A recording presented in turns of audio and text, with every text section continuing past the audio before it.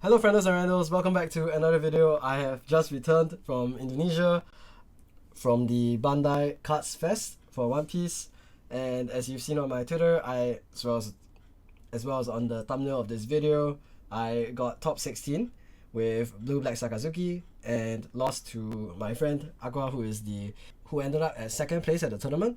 So really proud of my friend, and of course myself. This is one of my first individual achievements, so very happy with that as well. I wanted to show you guys the deck that I ran, as well as some of the key reasons this deck is so strong. Since my last Sakazuki video, which was right at the start of the format, which wasn't so great, I think this version is really strong. Of course, it is one of the best decks in format. It is arguably tier 0 and everything. So let's go right into it. Here's the deck. So the first card we're running is of course the new OP05 Rebecca. Is one of the key components of the deck.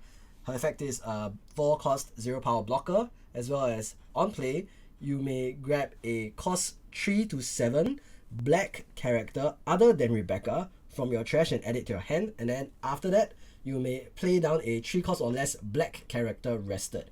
So it synergizes really well with the next card on the list, which is going to be the ST06 3 cost Hina. ST06 Hina's effect is on play, give one of your opponent's characters cost -4. This of course synergizes well with Rebecca because for 4 Dawn you can grab one of the Hinas from your trash pile, and then after that play it down rested and give one of your opponent's characters cost -4.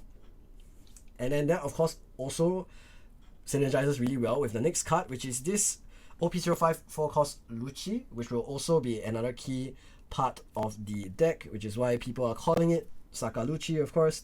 So its effect is on play you may return 3 cards from your trash to the bottom of your deck, and if you do so, then you may KO up to one of your opponent's 2 costs and 1 cost characters.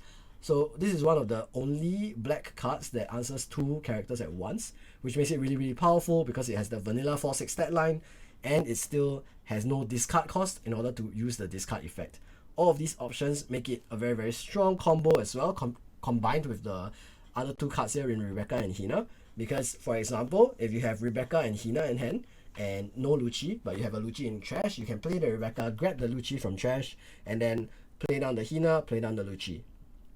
Alternatively, if it's vice versa, you have Rebecca and Lucci in hand but no Hina, but Hina in trash, you play down Rebecca, grab the Hina, play the Hina, and then play the Lucci from hand. And of course, if you just have the Hina and the Lucci in hand, you can just play both the Hina and the Lucci down just like that as well. So really powerful. Combined with your leader effect, you can KO up to any kind of combination of 2 and 1 plus 4 and 1 as well. So things like 6 plus 2, 3 plus 5, etc. Very strong combo in general, and is one of the key components in the deck because not only does it allow you to remove your opponent's board, it also puts down 2 units at the same time and makes your opponent's life difficult. Even if they do remove the Hina, you can take it back the next turn, and it also soaks an attack. So very strong combo in general, and it's the bread and butter of this deck. This combo is what makes this deck so powerful, so potent, because it can pop out 3 bodies with 8 Dawn requirement and then remove up to 2 of your opponent's bodies. Okay, next card we have is 2k counter. We have Tsuru from OPO2. Simple card, 1 cost 2k counter, give up to one of your opponent's characters -2 costs. Also playable off the Rebecca, since it is 3 costs or less. You can play the Rebecca and then drop the Tsuru down rested to then play a Lucci or another removal card as well. Just a very staple 2k counter for this deck. Next up we have 4 of the ST06 Great Eruption. As you can see, it is a 4 off in almost every Sakaluchi deck as well, so I can understand why it's going for like some stupid price in the States. But it is a very key card. For 1 Dawn, you're able to go -2 cost, same as the Tsuru, and more importantly, it lets you draw a card as well. So because you're able to draw that card, you keep replenishing your hand size, compared to if you were to drop a Tsuru, you will just -1 on your hand, and you will also lose 2k counter. Another thing to note is that when you're using this card, you have to draw the card first before you decide which character to give -2 cost to. So for example, if you drew this and then you drew a different removal out, you can change which target you initially planned on reducing. So it's a good habit to make sure that you do it in the right order. Draw the card, then you reduce the cost. Next is of course 2 cost Hound Blaze, Inugami Guren. Its effect is Again, this is a sequencing thing, right? Its effect is give up to one of your leaders or characters plus 3000 power. So you have to give the power first, and then after that, you may bottom deck 2 cost or lower unit. So again, works very well with Hina. On the 5 dawn turn, you can do Hina Guren. On the 6 dawn turn, you can do Rebecca Hina Guren. Or you can just do Houndblaze Guren, you can do Zuru Guren, etc. etc. Very, very strong move. Gives you a very easy out to Rebecca blockers in the mirror or other 4-cost blockers as well. So for 3 dawn, you get to remove a unit, you get to draw a card, and you also get to give 3k power to something. Very, very powerful combo for these two in particular. Next, we have 3 of Brand New. He is a 2-cost searcher for Navy type cards. So of course we have the Tsurus, the Hinas, Eruption, as well as Guren, Houndblaze. And we also have a few other cards. More importantly is that the remaining cards go to the trash, so it helps you fill cards for both Rebecca as well as the Lucci to either grab it back from the trash or to send it to the bottom to use the Lucci's effect. So I'm personally only running 3 copies. I felt like in the later stages of the game, I don't really need to see him. And when I'm going first, I also don't always need to see the Brand New on the 3 dawn turn, because I do have some other options for that, and I'm also happy to play down the Hina early just to have pressure with the 5k body. But I will show you where the slots for all these 3-offs that I'm about to show you have gone to. So next is for the other 3-off, we have 3-cost Tashiri, Navy type as well as 2k counter, as well as of course the 4k body, and allows you to rest herself to get minus 2 cost on enemy unit. So it's additional copies of Eruption as well as Tsuru, also 2k counter, also be able to be picked up off of the Rebecca. So all of these aspects make it of course inclusion in the deck. I am running a total of 8 2k counters, so I'm also running one of the Bartolomeo, just another 2k counter for black, but because he is a blocker, it gives you an additional option for defense into decks like yellow, or even in the mirror, it can be useful in combination with other blockers. So for example, Rebecca, you can grab the Bartolomeo and then play another, and then play down the Bartolomeo as well, by paying another 3 dawn, since you don't want to play it down rested as well. So I'm gonna put this over here first as one of my one-offs, my several one-offs. Next is the 3-cost ulti. 3-cost ulti's effect is when attacking dawn times 1, you may send up to 1 character with a cost of 2 or less to the bottom of its owner's deck or to the owner's hand. So of course it's really good for removal because it acts as additional copies of Houndblaze, and for cheaper as well because it's only 1 dawn. Not only that, it provides you a 5k attack a leader, so it does give you the additional poke damage. It helps you reduce your opponent's hand. Another use case is you're able to use it to return your Tsurus or your Brand News back to your hand and then use them again. So those make it pretty strong as well. And one of my favorite things to do is on the 6th dawn turn, I just drop 2 of these down, and then your opponent is pretty not in a great spot. Okay, the last 3 off is 4-cost blocker Borsalino. Borsalino is really good in general. For one, in the mirror, it's hard to remove unless you use a card with a bottoming effect, like Houndblaze, or with my version, you can also use ulti, of course. But other than that, it's also not able to be removed very easily. It has that 6k body on your opponent's turn. It's of course a 4-cost blocker, and it does have 1k counter, searchable by Brand New and everything as well, pickable off of the Rebecca.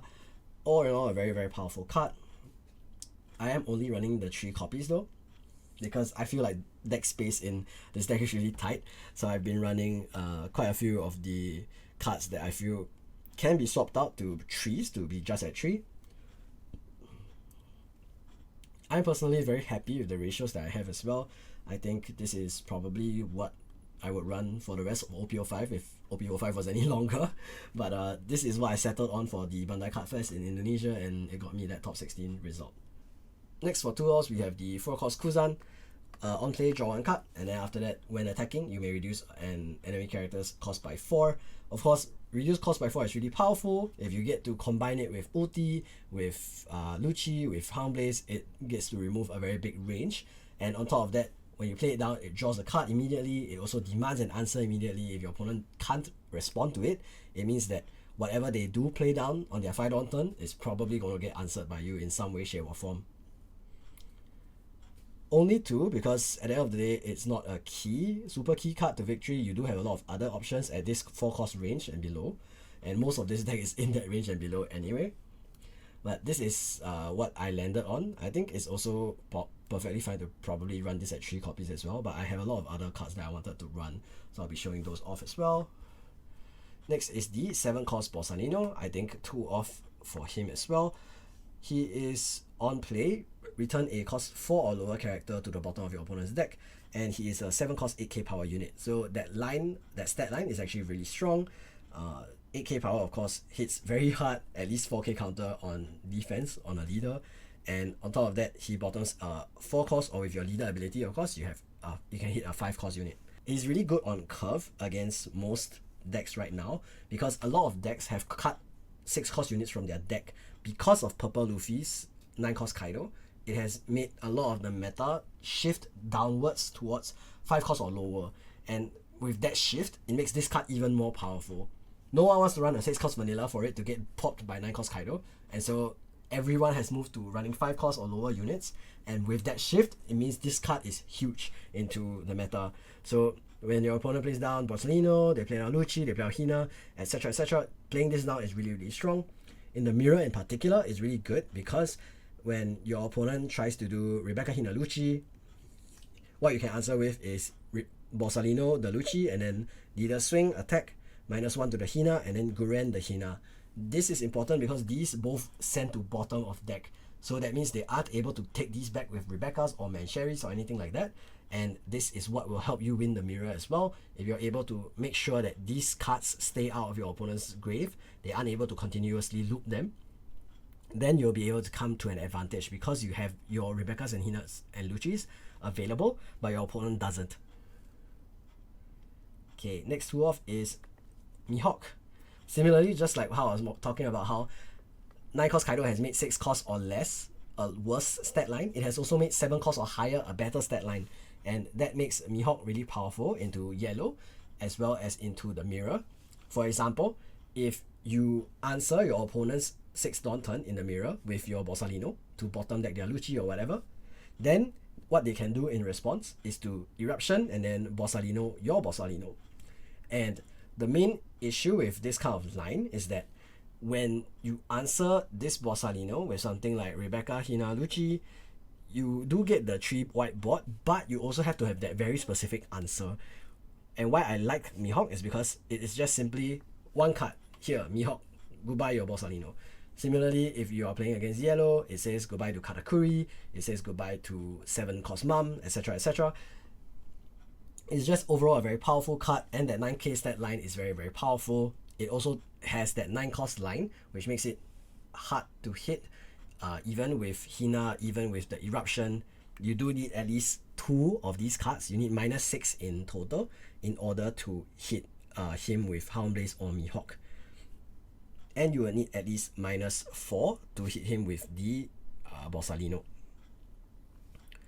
Most importantly, it is a 1-card answer, and I'm a big fan of 1-card answers, because it means I don't have to have a huge combo in hand just to answer a specific card. I can just say, hey, here's my Mihawk, and then goodbye to your board. Next 2 off is Sabo, Blocker Sabo. I think Blocker Sabo is really good, again, into the mirror, but also into Purple Luffy as well as into Katakuri, because it lets you protect your board from triggers, it lets you protect your board from 9 Kaido on the lethal turns. So that will be really important as well. Trying to cover that glare up. Alright, so I think Sabo is really strong. For one, it lets you filter your hand, so it lets you draw your key units better. On top of that, it fills your trash, so it lets you use your Lucci's, your Rebecca's, etc, etc as well.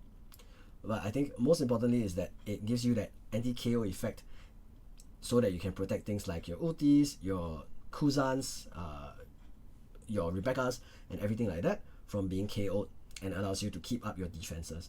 Of course, another thing is that it is a 6k body, so it just swings into leader pretty well.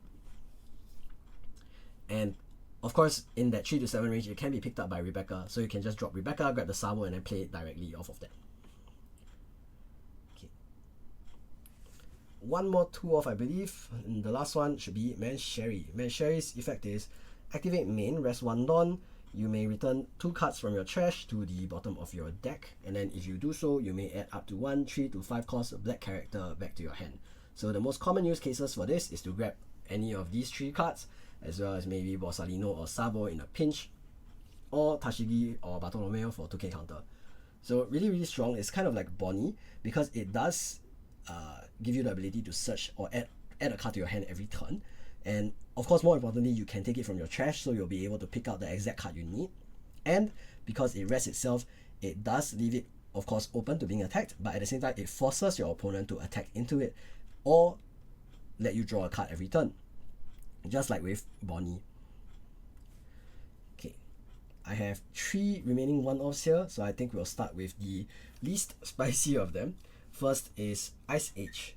So Ice Age is really good. It does allow you to minus 5 cost for just 1 Dawn. It's particularly good into yellow as well as purple Luffy. In the mirror is not as ideal since most of them aren't running this Mihawk like I am. Primarily they're only just running the Borsalino, which is straightforward enough to answer. But the Ice Age is kind of like an additional copy of Hina that doesn't have a body, of course, but it does hit a slightly higher range. On top of that, it costs less to use. So against Purple Luffy, if they are playing a 7 cost on the supposed to be 5 Dawn turn and you only have 6 Dawn left to answer, then this is how you can answer it with Ice Age and Guren or Ice Age and Lucci. Alright, next is 10 cost Kuzan. 10 cost Kuzan is one of my favorite cards for this deck. He is really powerful into the yellow matchup because of the fact that he reduces all of their large units cost by 5 across the board. So this means that when it comes to their 10 cost Mom, their Karakuri, their 7 cost Mom, their Yamatos for NL players, all of those costs are reduced by 5, and that makes it much easier to reduce them to a range where Lucci as well as Houndblaze are able to hit all of them comfortably. So one of my favorite cards to play. Of course, on play it also removes a 5 cost or 6 cost with your leader ability, and if you have the 4 cost Kuzan on the board, it can remove anything in the game. So it's really, really powerful in that sense. Of course, he's only a one-off at the moment because of the meta being very focused more on the mirror, but I feel because yellow was becoming very popular, it became a really good counter pick to Sakazuki. I liked the Tenzan in this slot. Usually, I think most decks are playing the 10 cost draw for Kaido instead in this position, but I felt that when it came to playing Sakazuki, the main issue that I had with late game was not really how many cards I had in my hand, but the fact that I'm running out of reduction options. So this means that I don't have to spend a reduction card every turn. I can just have him on the board and he is my reduction card every turn, which is really, really strong because he is just Hina on every target every turn. And that's a lot of value. Okay, and my last and my favorite spice and tech card is Rush Usoop. Rush Usoop is a 4 cost 5k rush character. His Dawn times 1 effect is you may mill 7 cards from the top of your deck. I've only actually used that rush and mill effect once because I was bricking really hard and I needed it to grab something off of my trash with Rebecca because I had no Hinas, no Luccis or anything, so I just had the desperation play of hitting with the Usopp and milling 7. I think it was against an NL or something too, and it helped me grab like a Hina or Lucci, but I was still cooked because that was a really bad hand. But more importantly, it's really good when it comes to taking people by surprise. People usually don't play around it. For example, yesterday in one of my games in the mirror, my opponent had a Lucci and a Borsalino on board after they had just cleared my board, and they only had 1 card left in hand. So I swung 5k at leader and reduced their Borsalino by 1 cost, and they used the Borsalino for a free block, right? Because it would be a 6k body. So what I did was Rebecca played Hina reduced their Lucci by 4 cost, and then I played Usopp, and then from there, I Houndblaze their Lucci and pump my Usopp to 8 and swing 8k into the Borsalino blocker. So suddenly, from having a pretty decent board of Lucci and Borsalino, they started facing Rebecca, Hina, and Usopp on the opponent's board, and they really couldn't do anything, and I won the game from there. That was the top 64 match, I think. So that is one of my favorite cards to run now, the Rush Usopp. It won me 2 games, and it almost won me my last game too, but my opponent had just enough counter for the Usopp plus Guren combo. So basically what I did was I had my leader and I had Usopp in hand, and I had Eruption or Tsuru and Guren, and I swung I bottom decked their Borsalino blocker with Eruption Guren, swinging for 8k with my leader, and then I had 7 7 non left, so I played the Usopp and sunk 8k again, and just lucky for them they had the 2 4k counter cards. But it does take my opponent by surprise a lot of times. It does really win you games, especially if they think like you have a Tsuru or a Rebecca on board and they're counting on you having only a 4k swing with the Rebecca, and then you play down 4 cost 5k and then you actually have 1k more power than you were supposed to, things like that. It's a really really strong card, I feel, if you're able to play with it and you know how to play it correctly. Alright, all in all, this is my top 16 Sakazuki deck list. I think if I were to continue playing OPO for another week or so, I would still be running this list. I feel like everything about it is perfect for me. Again, I say for me, this is how I like to play Sakazuki. I know that the ulti slot could be Hina, it could be Pilaf, it could be a lot of other things. I know brand new at 3 is a little contentious. I'm putting here at 3 of course to fit in the Rush Usoop. I think again this card has won me so many games. Its clutch factor is really there. I really love taking people by surprise. I really love the face of my opponents that my opponents make when they see the Usopp, and then when they lose to it, it's great. And the amount of like head nods and handshakes and everything I've gotten for it as well is really high. So yeah, I really love the Usopp. I really love the 10 cost Kuzan. I really love just everything about how I've kind of edited this deck to fit my playstyle, as well as the kind of One Piece I like to play. So if you like playing One Piece like me, if you like being able to have multiple options, if you don't mind a little bit of a consistency hit, if you like having funny and spicy tech cards, if you like having the ability to be able to play out any matchup and have an understanding of your deck that lets you know, hey, if I draw this out, I'm golden, or you have that understanding of what exactly you kind of need in order to win the game, or what kind of things you need to draw. There's so many games that I've been like, if I just draw the Usopp here, I'm golden, or if I just top deck the Guren so that my Usopp can attack, I'm golden, or something like that. Or if I just top deck Mihawk here to answer his Borsalino, I'm golden. So all of these things are things that I've kind of picked up over the course of playing my deck and understanding the moving pieces and how everything kind of fits together into a very nice kind of harmony and symphony of things. Of course, you can just make the deck a lot more consistent. You can remove all of the 1-offs. You can pump all of these 3-offs to 4. You can play more of the 7 cost Borsa. You can cut the Mihawk. You can cut the Sabo. All of these things are of course valid options. Sakazuki is a very diverse kind of deck list. A lot of the deck lists have their own subtle differences. Some people are still playing Pilaf, some people are playing the Draw Hina, some people are playing 10 cost Draw Kaido, some people are playing no 4 cost Kuzan, some people are playing 4 cost Kuzan. There's a lot of differences in terms of like how each individual Sakazuki deck plays.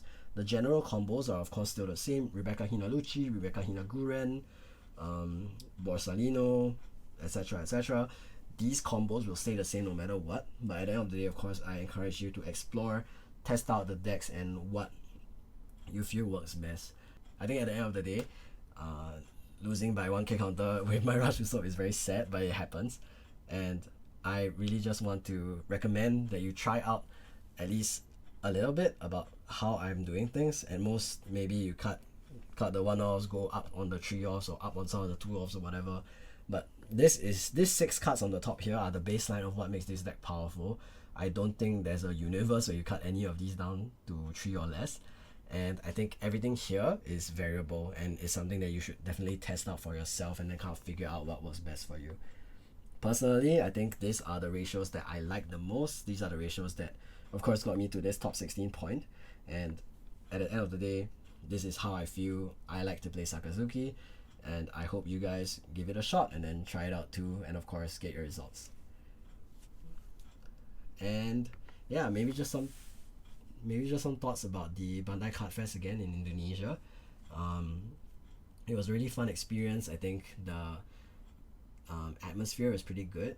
There were some cosplayers and stuff. The store wasn't great in terms of the pricing. I was not too pleased about it, but some of my friends did open a few OPO6 AAs while there.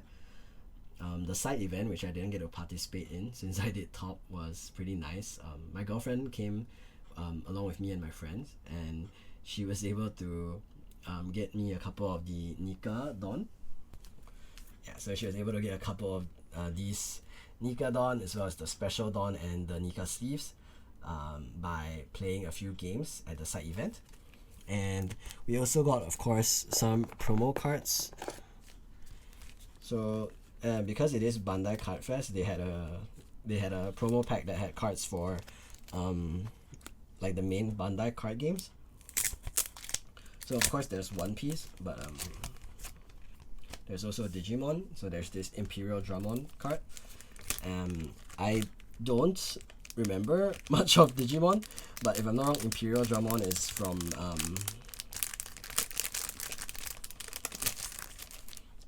it's from O2. And then there's this Battle Spirits card, which I don't know much about. And then there is this Luffy Gear 5th card with the Bandai Card Games Fest stamp, which is pretty nice. I like the foiling on it. And it's, of course, it's more Gear 5th Luffy, so what's not to like, right? Although this is like the 4th, I think, reprint of this 10 cost vanilla Luffy. But I guess that's like why they're printing this specific card, because it's kind of like the 6 cost Rush Luffy. Because it's not like a super meta card, they can just keep reprinting it. Or like, because that card is P001 and this is the first Gear 5th Luffy promo, so maybe that's why they're doing that. But yeah, it was a pretty nice card. There's also like a set of Union Arena sleeves and whatever. Nothing too special, I guess, on that one. But yeah, I had a great time. I have some photos from the show, from the event, of course. Photo with my friends, a photo with my girlfriend, and some photos of the decor and everything like that. I might make like a TikTok vlog or whatever. The food was really good. If you're ever in Indonesia, make sure to try satay and gado-gado. I think those are really, really great. Nasi goreng is also really good. Unfortunately, my girlfriend and I don't eat beef, so we weren't able to enjoy some of the food at some of the places, because Indonesia in general, they don't really serve pork at most places. But it was really nice still to enjoy the local cuisine. One of my friends is Indonesian, so he was able to help us guide around the 3 days as well, so props to him. And yeah, end of the day, I had a lot of fun in Indonesia. I would be really happy to travel again to play card games in the future. This was my first I guess invasion, which is the term that we kind of coined for traveling overseas to play card games. And we did end up, my friend did end up topping and getting the Law and Kuzan, as well as the Borsalino and Kid cards, and we did split for the top 4 pricing as well. So really happy to get a bit of a pie for that as well. It's a pretty large pie too, so I'm sure you can check the prices on Udute or on Merecard for how much those cards are selling for. In particular, these cards on the screen now. But end of the day, I think again, if the day were different, maybe I would have gone even further in the tournament. If the pairings were different, maybe, or if maybe luck was a little better on my side. But I think this is the deck that I would like to continue running for Sakazuki if I keep playing it in 05.